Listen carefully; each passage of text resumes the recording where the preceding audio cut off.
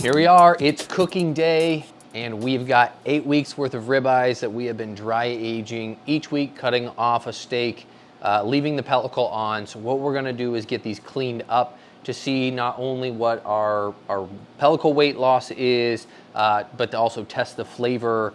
And I got a friend swinging by here, the studio, to actually try that. So that's what we'll do. We'll get these cleaned up, and I want to get a pellicle trim. I'm gonna try and leave the bone in for a weight, and then also remove the bone when I cook to get a secondary weight as well, and then really show you why dry aging is so expensive. And remember, you need high quality piece of equipment like I have using Meatico 700 Panorama. Let's get to trimming.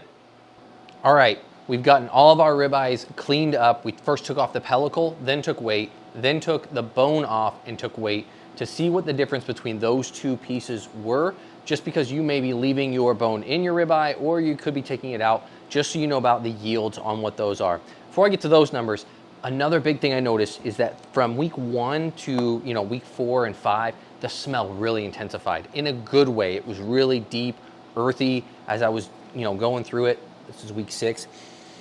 It really had a really good, robust flavor, whereas week 2 just smells like beef, like just traditional regular beef.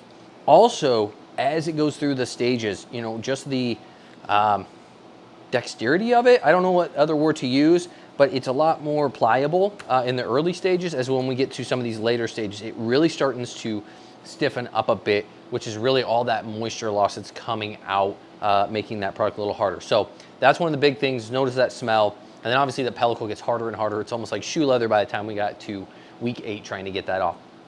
So with our numbers, remember we started with 21.73 pounds. We lost about 16% just in the evaporation process. Now when we take the pellicle off, we drop down and get a total yield of about 80% on our beef.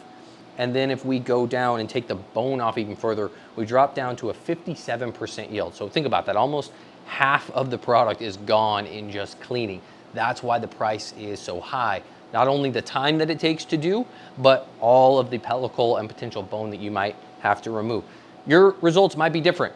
Not every piece of beef is the same. And again, depending on what settings you use in your Meatico cabinet, it could change as well. We did a steady 80%, 34.7% Fahrenheit on our temperature. So ours was set, but you can play around with it. If you change that humidity a little bit, I'd suggest leaving the temperature the same though. Next steps. I'm gonna try and get these about even in size. So trim down a little bit. There's some excess fat that you potentially probably wouldn't serve with it, but for just purposes of science, I wanted to show what those numbers were with as close to the original product as possible. And we're gonna get those sous vide, then we'll sear them off and we're gonna eat them.